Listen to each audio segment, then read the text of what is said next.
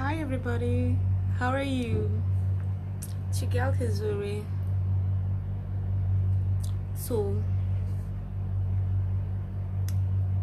I just saw something and I felt like maybe I should just speak about it because it's really devastating. It's really painful. It's very sad. Very very sad. But before I do that, I want to wish someone really important to me who's no longer in this world, but was a medical practitioner and philanthropist. I'm a girl here. This is Mama Eunice Ojade. Today is her birthday, but she's dancing with the angels. Happy birthday, Mama. Have a blast. Mama Isaac, Mama John, all the Odiambas. Yeah, let's wish Mama happy birthday, because I believe if she was here, I don't know how she'd be feeling about this. She really had a passion for medicine and was really helping people. So I was watching this thing, Dennis Okari, about the COVID millionaires. This is really sad. It's really sad because somebody somewhere felt that they should help African or Kenyans, knowing how the place is. So Jack Ma decides to send PPEs and masks and all this. Money was donated and all that, but then it's very devastating to see that this money was not put into use for whatever reason it was donated for, but it was swindled as usual. Corruption.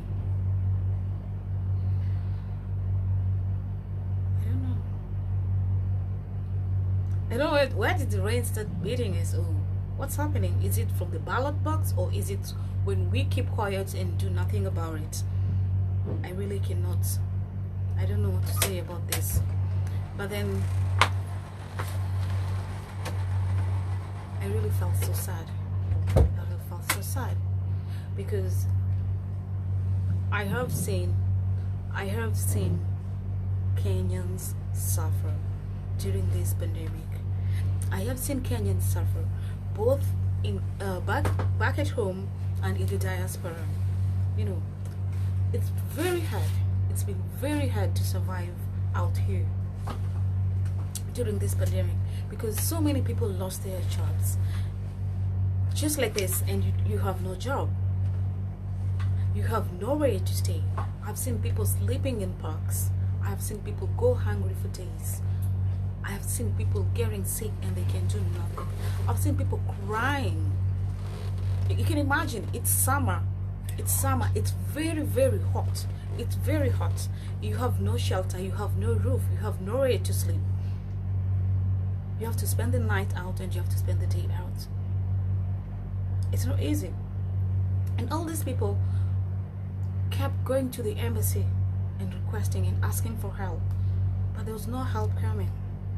There's no help coming. Nothing was happening. Yet the people in Kenya who received this money and were just using it just to enrich themselves. I know someone would ask and say, so what are you doing in the diaspora? Why are you there? You should be able to get yourself home. No, my friend, don't say that. It's not easy. It's not easy. Nobody planned to get terminated. Nobody planned for all this, It's just the same way the Kenyans in Lebanon, they did not plan for the explosion. They didn't know that there's going to be an explosion. It just happened in the midst of this pandemic. And they've been seeking for help, asking for a way to get back home, but no one is coming to their aid. Why? Because the embassies are not helping people. The embassy is not helping people. So PPE kits have been donated, masks have been donated, but they're not being used for whatever reasons. They're being used by the rich to enrich themselves. It's really devastating. It's really devastating. Every day, when you watch the news, you see the number of corona deaths keep increasing day by day, day by day. So what are these people doing? What are they doing? They keep telling people wear masks, social distance, blah blah blah blah blah blah. Where do they get the money to buy the mask? I saw a lady who wore a leaf as a mask. I saw a lady who put the bottle, although she was helped and she was given a mask. I've seen people wearing like bras, because they cannot afford it. Are you going to feed yourself? Are you going to buy the mask? What are you going to do? And yet these things were donated for free. These things are donated for free. Just to test yourself for COVID-19, you need to spend about 10,000 Kenyan shillings. 10,000 Kenyan shillings. That is someone's salary. The money they spend in a whole month for rent, school fees for their kids, feeding their family and everything. But you spend it to test COVID-19. The whole kit for testing COVID-19 is way cheap. Way cheap. It's something they could do for free with all the money they were given. But they just had to feed their bellies first and reach themselves. So it's very sad. Very sad. It's very sad that Kenyans are suffering back at home and in the diaspora. I know someone would say, how did these people get to the diaspora? They should bring themselves back home. It's the same situation that happens in Saudi Arabia. It happens in Saudi, and people are always like, people have been told not to go to Saudi Arabia. Why are people going there? Why are people going there? Everyone is looking for a greener pasture, my dear. Everyone is looking for a greener pasture. And no one would go somewhere where they know they're going to suffer. So don't just blame these people. If the embassy there was doing what it's supposed to do, then these people would not be suffering. These people would not be suffering. But the guys at the embassy are not also helping these people. It's not only in Saudi or in the Middle East that Kenyans are suffering. Kenyans are suffering in America. Kenyans are suffering in Europe. Kenyans are suffering everywhere. Everywhere. It's the same way. Let me give you an example. Someone can leave one county, like you would leave what can I say? It's not coming. I'm thinking of what to say. I'm thinking like if you leave maybe Kitui County or whatever county to a different county, right? For example, there are people who leave their hometowns and move into the city, to Nairobi or Mombasa or Nakuru, to look for greener pastures. And when they get there, life becomes so hard, life becomes so difficult, and they cannot help themselves, so they have to get away to get back home. See, wanachangiwa pesa. They look for people to help them get back home. It's the same way out here. Everyone came for a greener pasture, but things just turn out to be really difficult and hard, and they ask for help. So don't judge these people who are out here. Please just do not judge them. The same way I said the Lebanon thing, no one planned for that. No one knew it was going to happen, but it just happened in the midst of a pandemic. So if this money was given to these people, they would have helped these people. They would have helped Kenyans in the diaspora get back home. People are sleeping in the parks. People are hungry. People are going without food. People are falling sick. That is in the diaspora. Back in Kenya, kids are not in school. The kids are not in school. Early age pregnancies are on the rise. So what does that mean also? It means crime is going to be on the rise too. Because what are these people doing? They have nothing to do. They have nothing to do. So what kind of society are we bringing? What kind of society are we going to have at the end of this pandemic? How many kids are we going to have going back to school?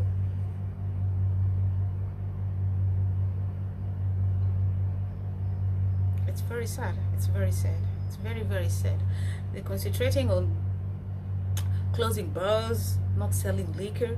You think you can stop liquor from being sold. You can stop people from drinking liquor. You can't do that. You have to stop the production if you want to stop it. But they'll still get it. They'll still get it. So anyway, I think probably, maybe also, people are trying, the CS is trying, and all that. And there's just a few elements who cannot just,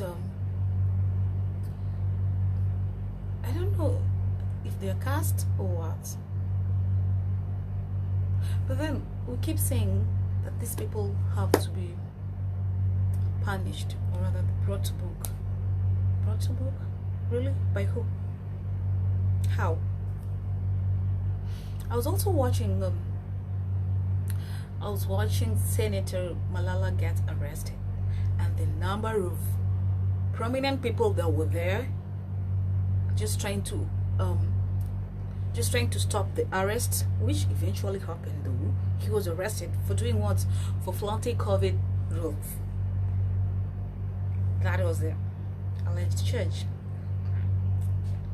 What he says, he was distributing sanitizers, which he got from the government, apparently. Probably they donated ones, you know. So he got arrested for that. As much as we do know, probably it's politics and all that. So many prominent people are there to stop the arrest. At the end of it, it still happened, and there was no charge. He had not been charged with anything. He was not told why he was getting arrested. He was just being told, let's go to the police station or something. So if this can happen to a prominent person, a senator and all that, and it's being taken to a place where it's not even sanitized, they're not even following the COVID rules and all that, and they cannot stop it. So how are you going to stop those other people? How are you going to bring them to book? Probably it's high time that people change. That things changed, I don't know. Things changed. Maybe Sharia law. Maybe Sharia law is really, really good. Because you still look at your hand. You know, you commit adultery, you're stoned to death.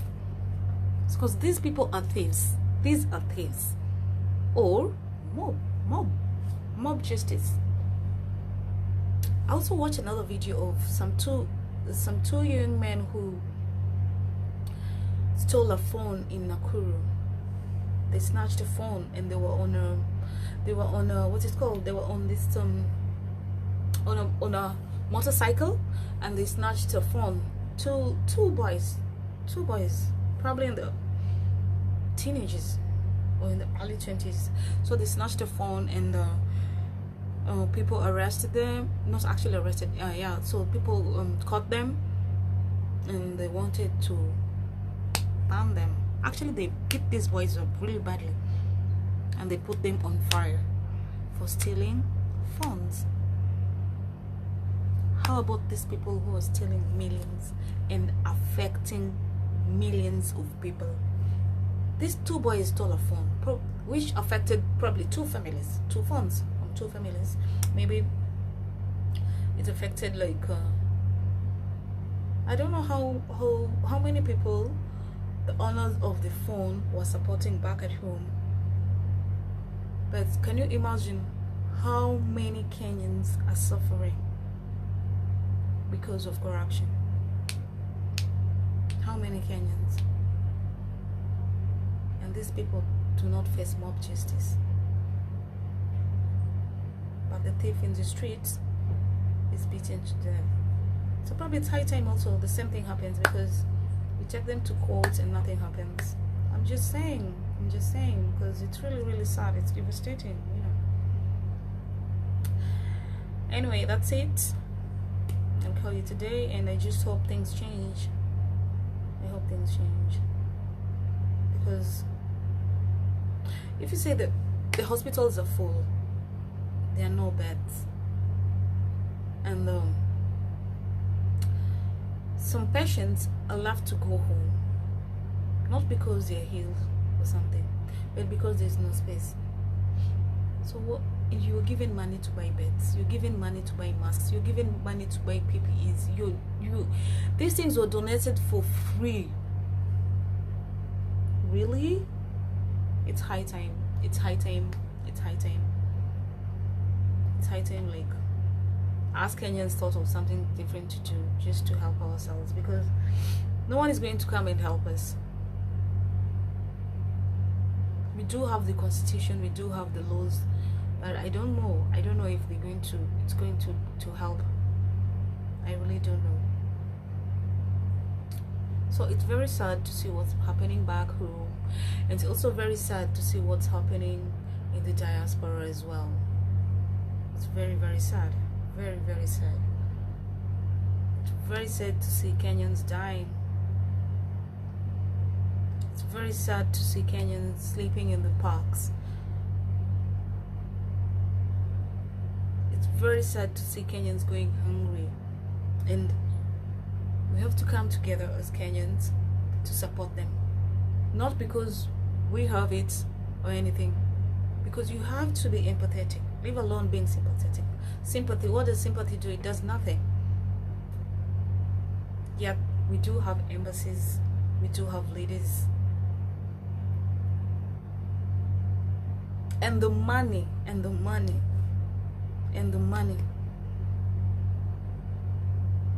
So fellow Kenyans, don't just point a finger at someone in the diaspora and say, why can this person come back home? Why doesn't this person have money and all that? It's the same way I just said. You would leave your county or town and move to a different city for greener pasture, and you get there and things are really, really thick and hard for you. You know, so don't point a finger at these people. The people to blame majorly are the embassies, the Kenyan embassies out here, and the rates of corruption back at home. That's what to blame. You know, I'm not saying corruption is only in Kenya or in Africa. It's everywhere. Corruption is everywhere. Trust me, it's everywhere in this country. But then the big Q is, how do you do it? When do you do it?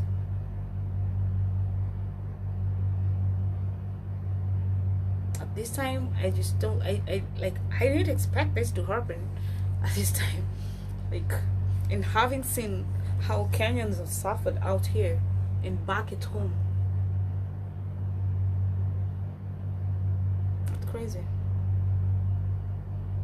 It's crazy. It's really, really crazy. It's sad. So anyway, that's all I wanted to share. And I just hope the Kenyans who are still out here but let me tell you one thing. Someone would say, okay, come home.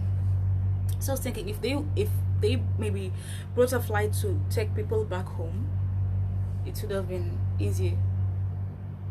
Because for you to even go back home, for you to leave and go home, oh my goodness, apart from just booking the flight, you have to go for the COVID testing, which is also money. There's the money you still have to pay also to the government. So if you do all these calculations, for you to just get back home, oh my god, it's really crazy. Because there's no way you're going to go to Kenya without a COVID-19 certificate, test, a negative, done 96 hours before. You need that certificate and you need to pay for it. It's not for free. You still need to pay your air tickets. And some time back, when people really, really wanted to go home, and there were these repatriation flights, so you have to pay for your flights and you have to pay for quarantine. Really? And there was money. You see, what really hurt me most is there was money. Why were people paying? Why were people paying this money for quarantine?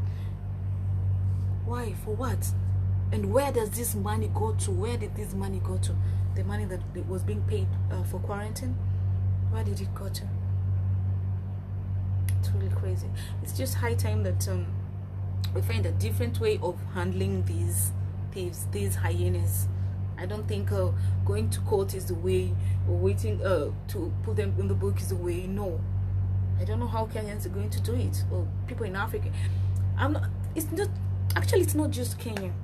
I see so many people from Africa, from different countries. Kenya, Ghanaians, Uganda, Cameroon, Nigerians, sleeping in the park. You can imagine the heat. It's summer. It's so hot. It's really, really hot. You have nothing to eat. You have no job. You have no roof over your head. You also risk getting arrested.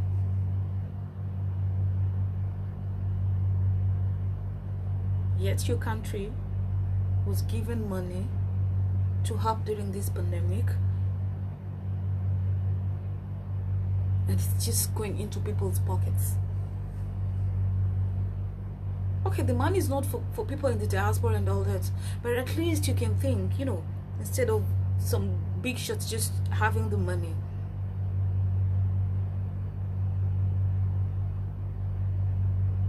Kids cannot go to school, right?